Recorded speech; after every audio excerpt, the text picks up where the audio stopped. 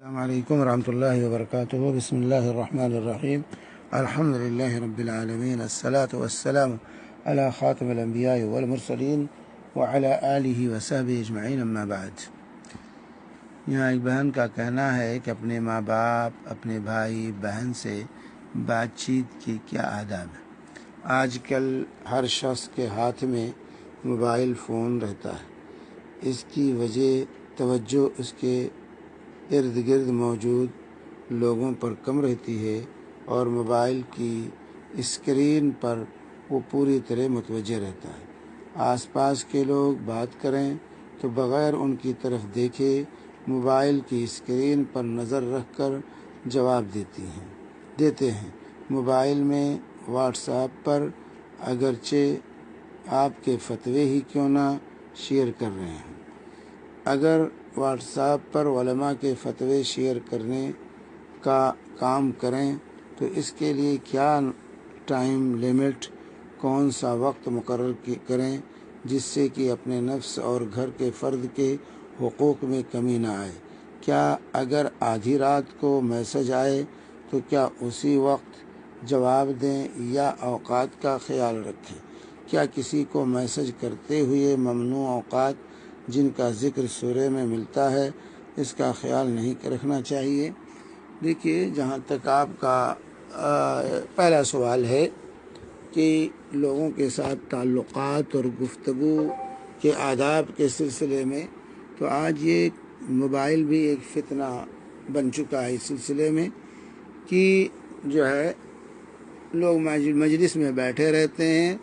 اور سب اپنے اپنے موبائل میں مشغول ہیں، کوئی کسی کی طرف توجہ نہیں دیتا۔ اگر ہاں ہوں بات بھی ہوتی ہے تو صرف ہاں ہوں پر رہتا ہے اور توجہ کے سامنے، حالانکہ یہ گفتگو کے آداب کے بالکل منافی ہے کہ آپ جس سے بات کریں اس کی طرف نگاہ نہ ڈالیں، اس کی طرف متوجہ نہ ہو، آپ دوسرے کام میں متوجہ رہیں۔ یہ جو ہے صحیح نہیں ہے، یہ آداب مجلس کے اور آداب گفتگو کے بالکل خلاف ہے کہ آپ بات کسی سے کریں اور توجہ کسی اور طرف۔ اس کا مطلب آپ اس کو نہیں چاہتے۔ اس کی بات یہ ہے کہ آپ کو اس کی جو ہے اس کا ادب نہیں، اس کا احترام نہیں، اس کے ساتھ کوئی لگاؤ نہیں۔ ادب، گفتگو کا ادب یہ ہے کہ جس سے آپ بات کریں اس کی طرف پوری طور متوجہ ہوں۔ اس لیے جو ہے یہ فتنہ بن چکا ہے موبائل اس وقت فتنہ، اس سے تعلقات منقطع ہو رہے ہیں، اور ایسے سلسلہ جاری رہا تو ایک وقت آئے گا کوئی کسی کو نہیں پہچانے گا اور کسی سے کوئی سروکار نہیں رہے گا۔ اس لیے ہر ایک چیز کے حدود ہوتے ہیں، ان حدود کا خیال رکھنا چاہیے۔ موبائل کے استعمال کیجیے، ہم نہیں روکتے موبائل کے استعمال سے، لیکن اس کے حدود ہیں۔ یہ نہیں کہ باپ سے بات کر رہے ہیں، ماں سے بات کر رہے ہیں، دوست اور احباب سے بات کر رہے ہیں، ادھر بات بھی چل رہی ہے اور سر ہماری توجہ دوسری طرف نہیں۔ توجہ جس سے بات کر رہے ہیں توجہ اس کی طرف سے ہونی چاہیے، ورنہ یہ گستاخی ہوگی۔ باپ کی شان میں، ماں کی شان میں گستاخی ہے کہ آپ بات ماں باپ سے کریں اور توجہ دوسری طرف نہیں، جو ہے توجہ ان کی طرف ہونی چاہیے جس سے آپ بات چیت کر رہے ہیں۔ اور اجتماعی اور معاشرتی یہ آداب اور یہ تعلقات کا استوار کرنا اور اس کے آداب کا خیال رکھنا ایک مسلمان کے لیے انتہائی ضروری ہے۔ ماں باپ کے حقوق، بھائیوں کے حقوق، بہنوں کے حقوق، یہ سب کے حقوق ہیں، جو ہے ہر ایک سے تعلقات استوار ہونا چاہیے۔ الگ ہو کر کے آپ زندگی نہیں گزار سکتے ہیں۔ اسلام تنہائی پسندی کا نام نہیں ہے، اسلام تنہائی پسندی کے خلاف ہے، گوشہ نشینی کے اسلام خلاف ہے۔ اسلام اجتماعیت چاہتا ہے، معاشرت چاہتا ہے، ساتھ رہنا پسند کرتا ہے، ایک دوسرے تعلقات کو استوار کرنا یہ پسند کرتا ہے۔ آج ہماری ساری توجہات صرف موبائل پر مرکوز ہو جائے، انہی پروگراموں پر مرکوز ہو جائے اور کسی سے کوئی تعلقات نہ رکھیں، یہ غلط ہے۔ رہا معاملہ آپ کا دوسرا سوال جو ہے کہ علماء کے فتاوے یا دینی میسج بھیجنے کا، دیکھیے یا کام کرنے کا، تو اس سلسلے میں دیکھیں انسان کو یہ کوشش ہونی چاہیے کہ اپنے اوقات کو منظم کرے۔ تنظیم کے بغیر اوقات میں برکت ختم ہو جاتی ہے۔ اوقات میں برکت لانے کے لیے ہر کام کے لیے وقت مقرر کریں کہ بھائی فلاں بجے سے فلاں بجے تک ہمارا یہ کام، فلاں بجے سے فلاں بجے تک ہم یہ کام کریں گے۔ اپنے کام کو، اپنے کاز کو اوقات پہ تقسیم کر لیجیے، اور اس سے کیا ہوگا، کام بھی سارے جو ہے انجام پائیں گے اور وقت میں برکت ہوگی جو ہے۔ لیکن اگر کوئی تنظیم وقت کی نہیں ہے، وقت کو آپ منظم نہیں کریں گی، تو اس سے کیا ہوتا ہے، وقت میں بے برکتی ہوتی ہے، بے برکتی ہوتا ہے، کچھ کام ہوگا کچھ نہیں ہوگا۔ اس لیے اوقات کی تقسیم یہ ضروری ہے کام کے لیے کہ ہر ایک چیز کا ٹائم مقرر کیجیے، اتنے بجے سے اتنے بجے ہم یہ کام کریں گے، اتنے بجے سے اتنے بجے تک یہ کام ہوگا، اس کے بعد یہ کام ہوگا۔ جیسا کہ اسکولوں میں بھی، کالجوں میں بھی، جامعات اور دارالعلوم میں طلباء کو اساتذہ یہ ٹریننگ دیتے ہیں، سکھاتے ہیں کہ اپنے اوقات کو کیسے تقسیم کرو۔ تو اوقات کے مطابق اپنے کاز کو تقسیم کرنا چاہیے، اور اس کی وجہ سے برکت ہوگی، سارے کام انجام پائیں گے۔ تو یہ نہیں کہ ایک چیز میں لگے ہیں تو اسی میں لگے رہیں، دوسری چیزوں پر توجہ نہ دیں، نہیں، تقسیم اوقات کا خیال انسان کو رکھنا چاہیے، اور تاکہ کوئی بھی پہلو کمزور نہ ہونے پائے جو ہے۔ اور اسی طریقے سے دینی پروگرام یا دینی میسج، یہ چیزیں دیکھیں، میسج بھیجنے کے لیے کوئی پریشانی کی بات نہیں ہے، کسی وقت بھی آپ میسج بھیج سکتی ہیں، دینی میسج کسی وقت بھی بھیج سکتی ہیں،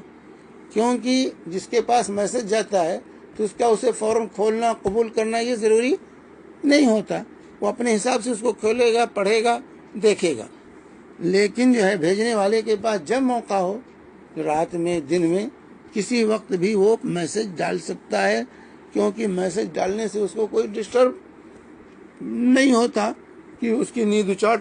ہو جائے یا اس کو پریشانی لاحق ہو۔ اس لیے بھیجنے کے لیے کسی اوقات کی پابندی کہ فلاں وقت نہ بھیجو، ان 3 اوقات کا جس کی طرف اشارہ کیا ہے جو ہے عشاء کے بعد اور صلاۃ فجر سے پہلے، یا دوپہر کا، یہ 3 اوقات جو انسان کے خلوت کے اوقات ہوتے ہیں میاں بیوی کے، اور انسان ذرا سا آرام کرتا ہے اور آزاد رہتا ہے، جس میں چھوٹے بچوں کو بھی داخل ہونے سے روکا گیا کہ اجازت لے کے داخل ہوا کرو ان اوقات میں، جو ہے عشاء کے بعد، فجر سے پہلے، اور دوپہر کے وقت جب قیلولہ کرتا ہے انسان، تو اس وقت چونکہ جو ہے میاں بیوی ساتھ ہوتے ہیں اور انسان ذرا آزادی کے ساتھ رہنا چاہتا ہے، تو اس وقت چھوٹے بچوں کو بھی اجازت لینے کی تعلیم دی گئی کہ اجازت لے کے داخل ہو تاکہ انہیں ڈسٹرب نہ ہو۔ لیکن اب میسج کے لیے ایسی کوئی پابندی نہیں ہے، کیونکہ میسج میں اس کو کوئی خلل نہیں ہوتا، میسج آتا رہتا ہے، جاتا رہتا ہے، اس سے جو ہے کسی کو کوئی خلل نہیں ہوتا۔ ہاں، وہ اپنے راحت کے اعتبار سے، اپنے آرام اور اپنے وقت کے اعتبار سے اس کو کھولے گا، پڑھے گا، دیکھے گا۔ تو یہ جو ہے بھیجنے کے لیے کوئی خاص پابندی نہیں، کس وقت بھیجے کس وقت نہ بھیجے۔ لیکن میں یہ کہوں گا خواتین سے کہ جو یہ کام کرتی ہیں وہ اپنے اوقات کو تقسیم کریں، اور جو ہے ہر چیز کا خیال رکھیں، شوہر کا بھی خیال رکھیں، بچوں کا خیال رکھیں، اور دینی کاز کا بھی خیال رکھیں، جو ہے فآت کل ذی حق حقہ، جیسا کہ عبداللہ بن عمرو بن عاص رضی اللہ تعالی عنہما کو اللہ کے نبی صلی اللہ علیہ وسلم نے اس وقت نصیحت کی، جیسے بخاری کی روایت ہے کہ پہلی رات شب زفاف میں بھی وہ بیوی کے پاس نہیں گئے اور پوری رات تہجد پڑھتے رہے، تو اللہ کے حبیب صلی اللہ علیہ وسلم نے ان کو بلایا اور انہیں نصیحت کی، ان لجسدک علیک حقا ولعینک علیک حقا ولزورک علیک حقا ولزوجک علیک حقا فآت کل ذی حق حقا۔ اے عبداللہ، تمہارے آنکھ کا بھی تم پر حق ہے، تمہارے جسم کا بھی تم پر حق ہے، تمہارے جو ہے مہمانوں کا بھی تم پر حق ہے، تمہارے بیوی کا بھی تم پر حق ہے، فآت کل ذی حق حقا، ہر حق والے کو اس کا حق ادا کرو۔ تو یہ کوشش ہونی چاہیے، کسی کی حق تلفی نہ ہونے پائے، کسی کی حق تلفی نہ ہونے پائے، اور ایسی صورت میں جو ہے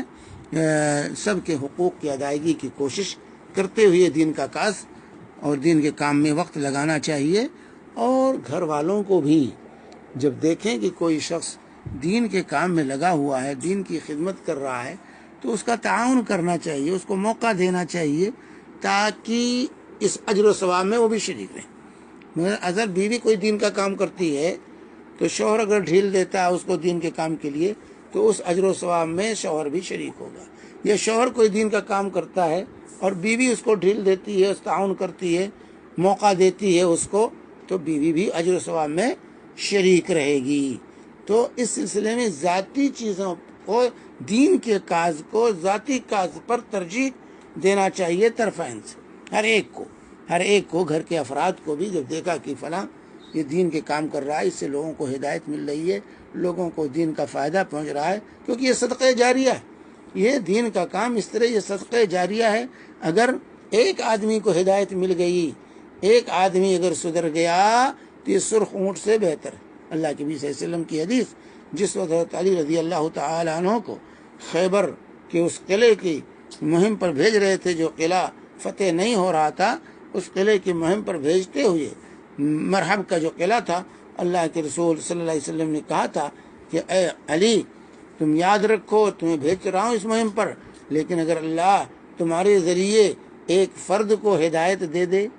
اسے اسلام کی توفیق ہو جائے، راہ ہدایت پر آ جائے تمہاری وجہ سے، تو یہ سرخ اونٹ سے بھی زیادہ قیمتی چیز ہے۔ اور سرخ اونٹوں کی اس وقت بڑی قیمت تھی، بڑی اہمیت تھی، اسی لیے اللہ کے نبی صلی اللہ علیہ وسلم نے اس حالات کے اندر سرخ اونٹ کی مثال دی کہ سرخ اونٹ سے بھی زیادہ یہ قیمتی ہے، کسی ایک آدمی کو تمہاری وجہ سے اللہ تعالی ہدایت دے دے۔